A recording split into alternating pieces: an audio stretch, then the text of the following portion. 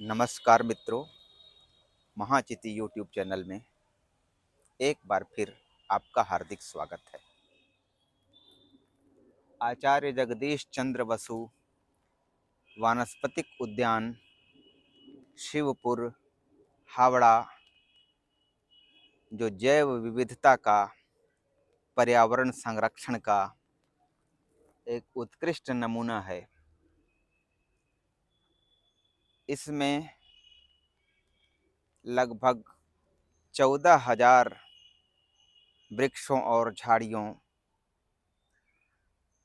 का समूह है और इसके साथ यह विभिन्न प्राणियों को, स्तनधारी, सरीसृप,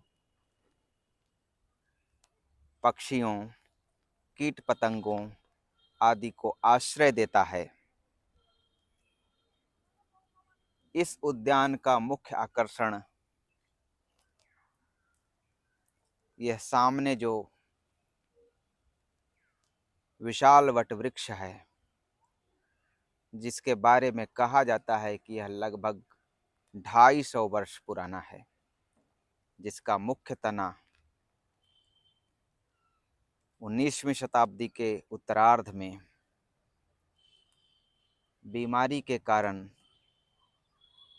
सड़ने पर काट दिया गया था। इसमें लगभग 3700 प्ररोह हैं, जिसके बल पर यह 4.25 एकड़ में फैला विराट वट वृक्ष टिका हुआ है और इसके मुकुट की परिधि लगभग 450 मीटर कही जाती है।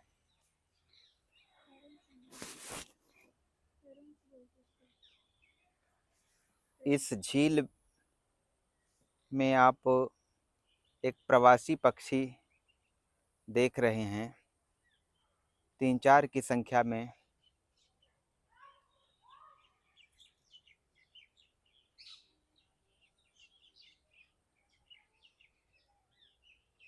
इस तरह की 24 झीलें इस उद्यान में हैं, जो नलियों के माध्यम से, भूमिगत नलियों के माध्यम से अंतः संबंधित हैं और उनका जल हावड़ा और कोलकाता के बीच बहने वाली हुगली नदी से संबंधित है।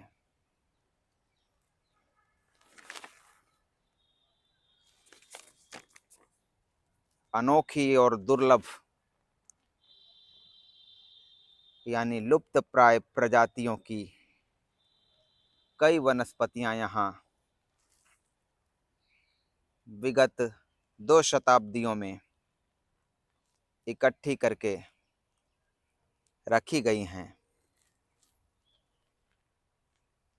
25 प्रभागों में यह उद्यान फैला हुआ है, जिसमें glass house, green house, conservatory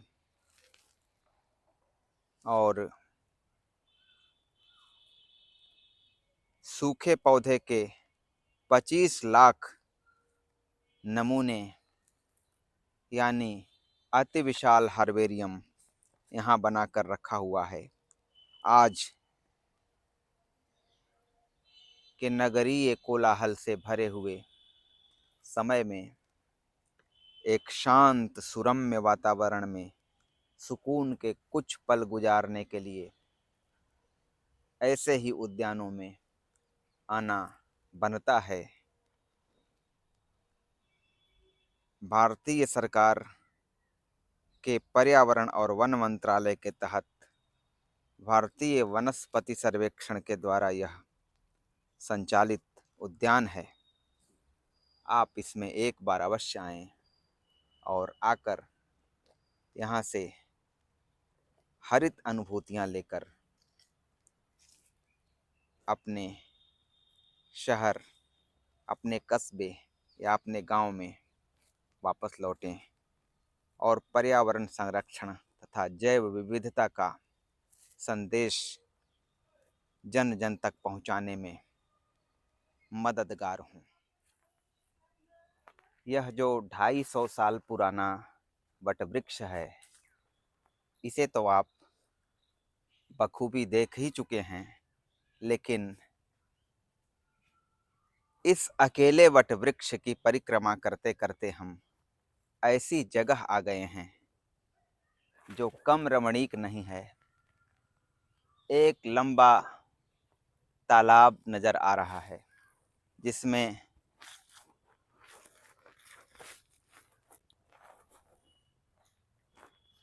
water lily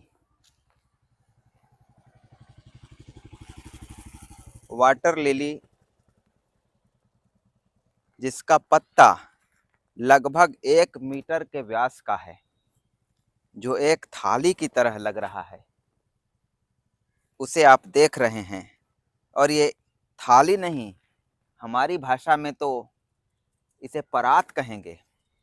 एक परात में कम से कम 7-8 लोग आसानी से सहभोज कर सकते हैं।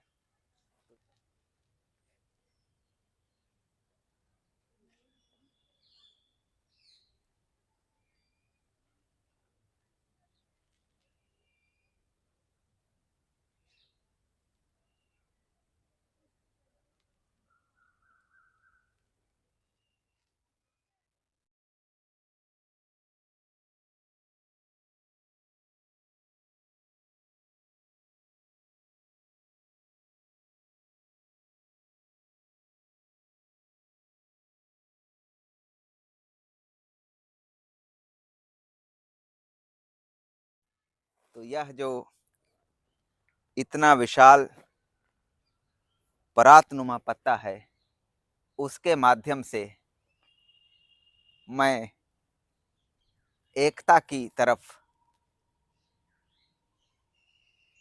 आपको ले चलना चाहता हूँ। सहभोज की बड़ी थाली या परात है यह।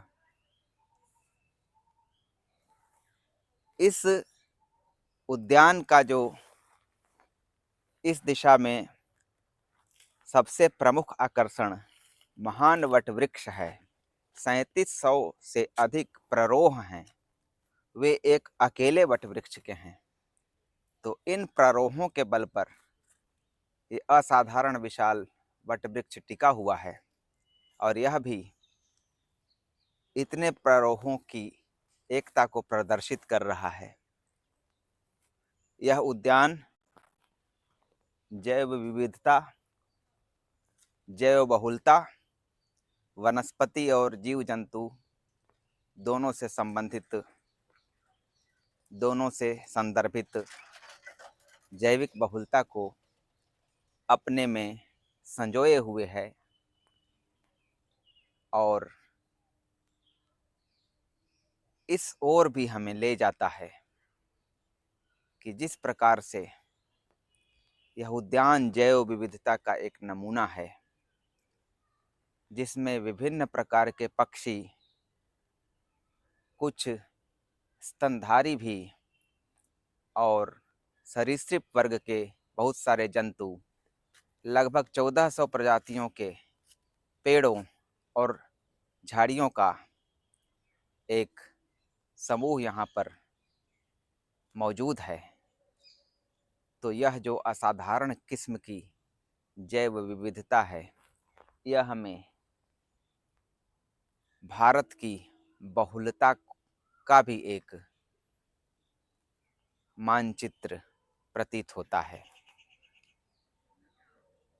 भारत बहुभाषी देश है, तो भारत की बहुभाषिकता को भी हम इसमें बिंबित पाते हैं, क्योंकि यहाँ अनेक प्रकार की चिड़ियाएँ हैं जिनके अलग अलग स्वर हैं। उसी प्रकार भारत के या दुनिया के जो इंसान हैं, उनकी 2,500-3 हजार मौजूदा भाषाएं हैं। तो ये बहुभाषाएं बची रहें, किसी एक भाषा का वर्चस्व या साम्राज्यवाद इस कदर न स्थापित हो कि बाकी भाषाएं धीरे धीरे काल कवलित हो जाएं। क्योंकि हमें जानना चाहिए कि हर भाषा में जो ज्ञान उतरता है वह अपने मौलिक स्वरूप में होता है, और एक भाषा के नष्ट होने का मतलब है कि जो अनुभूति या जो ज्ञान उतर रहा है उसका नष्ट हो जाना है वस्तुतः। जैसे ये सामने परातनुमा पत्ता है, इस पत्ते में जो बारिश की बूंदें टपकेंगी, अगर वह एक पत्ता नष्ट हो जाएगा तो वो बूंदें संचित नहीं हो पाएंगी। उसी प्रकार कोई एक भाषा यदि दुनिया से मिट जाती है तो मानव समाज की एक अनुभूति मिट जाती है, एक ज्ञान परंपरा मिट जाती है। और हर भाषा की अपनी मौलिकता है, हर भाषा के अपने खास शब्द हैं, खास प्रकार के भाव, खास प्रकार की अनुभूति उसी की शब्दावली में संप्रेषित हो सकती है।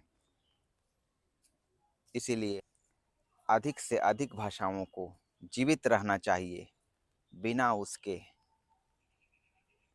हम ज्ञान की बहुलता को नहीं समझ सकते, ज्ञान की बहुलता का अनुमान नहीं लगा सकते। और बहुत सारी भाषाएं ऐसे नष्ट हो गई कि उनमें संचित ज्ञान भी धीरे धीरे नष्ट हो गया, और आगे जो ज्ञान या अनुभूति संजोई जानी थी वो भी नष्ट हो गई।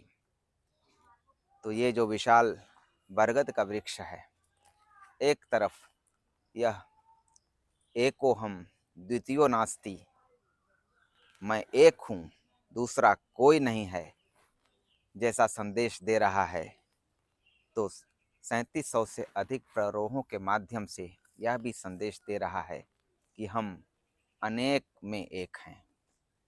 हम बटेंगे नहीं, बटेंगे तो कटेंगे। इधर एक घृणित राजनैतिक नारा जरूर है, लेकिन हम इसका एक सकारात्मक पहलू भी ढूंढ सकते हैं। सकारात्मक पहलू यह है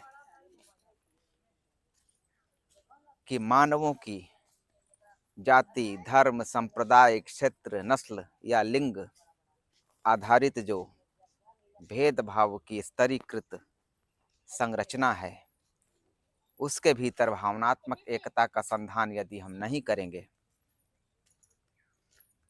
तो निश्चित तौर पर काल के करवाल से हम काट दिए जाएंगे, हमारी प्रजाति विलुप्त हो जाएगी। इसीलिए हमें बंटना नहीं चाहिए।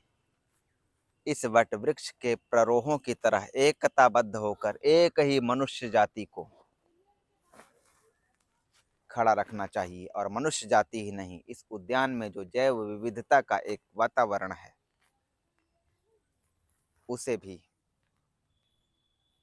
सजीवों की विविधता है, दुनिया की जो वातावरणीय विविधता है उसको भी बचाए रखना चाहिए। आज इतना ही। उम्मीद है कि जल्द ही एक नए वीडियो में मैं आपके समक्ष उपस्थित होऊंगा। तब तक के लिए नमस्कार।